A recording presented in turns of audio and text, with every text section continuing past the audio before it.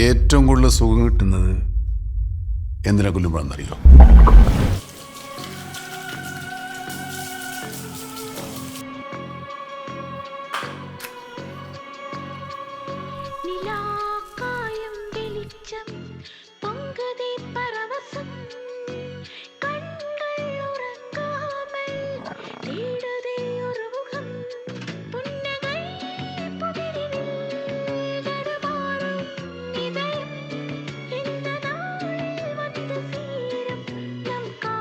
പിന്നീട് കൊല്ലുക എന്നുള്ളത് എനിക്കൊരു ഹരമായി മാറി.